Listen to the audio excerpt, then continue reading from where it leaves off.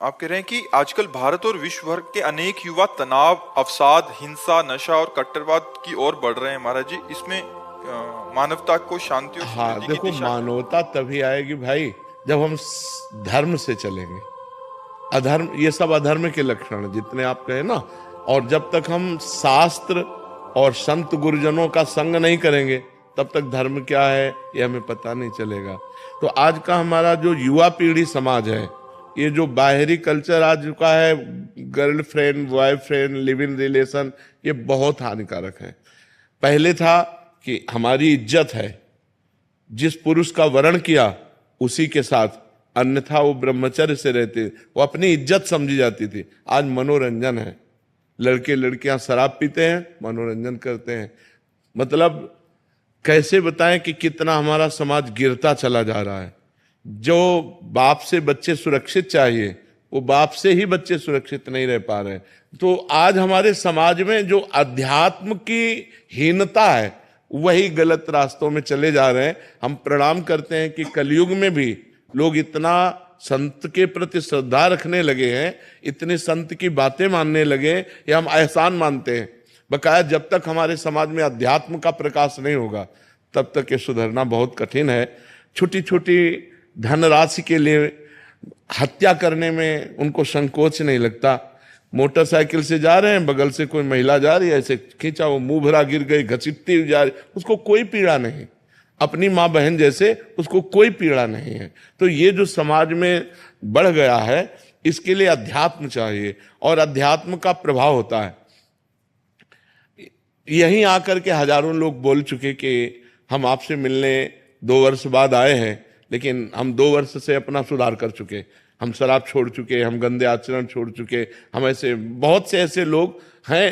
तो अध्यात्म के शब्द उनके कान में पड़े और जादू कर दिया, उनके जीवन का परिवर्तन कर दिया। तो यदि हम संत संग करें, शास्त्र स्वाध्याय करें, गुरुजनों की सेवा करें, माता पिता के चरण स्पर्श करके उनकी आज्ञा में रहें, अभी जीवन सुधर जाए। लेकिन सुधार बहुत कठिन होता जा रहा है, क्योंकि बच्चे बच्चियां जो नई पीढ़ी है वो बहुत बुरी तरह गिरती चली जा रही।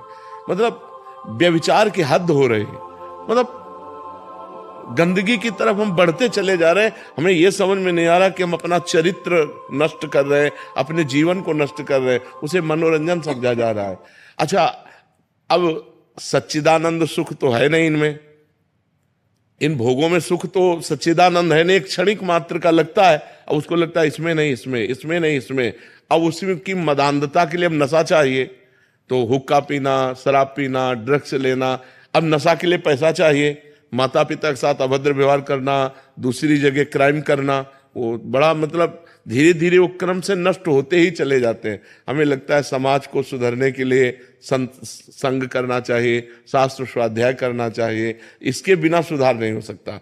मति कीरति गति भूति भलाई, जब जे जतन जहां जे पाई, सो जानो सत्संग प्रभाव, लोकों वेद न आनो पाओ। लोक और वेद में और कोई उपाय नहीं है। यदि हमें अच्छे संतों का संग मिले जो भगवान के मार्ग में सही चल रहे हैं तो निश्चित हमारा सुधार हो जाए।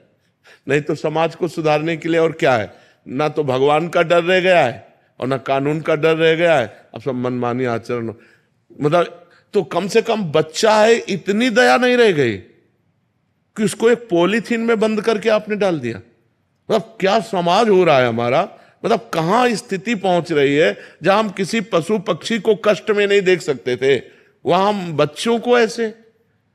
मां को गर्भ में पता चला बेटी है, बोले साफ कर दो, हत्या करवा। कैसे हृदय हो रहे हैं हमारे माताओं के, कैसे हृदय हो रहे हैं हमारे समाज के। मानवता मतलब तो छू नहीं जा रही, राक्षसीपन बढ़ता चला जा रहा है। इसलिए आपका प्रश्न बहुत आदरणीय है और समाज को सुधरने के लिए सत्संग और शास्त्रों का स्वाध्याय करना चाहिए। सत्संग से ज्यादा लाभ मिलता है।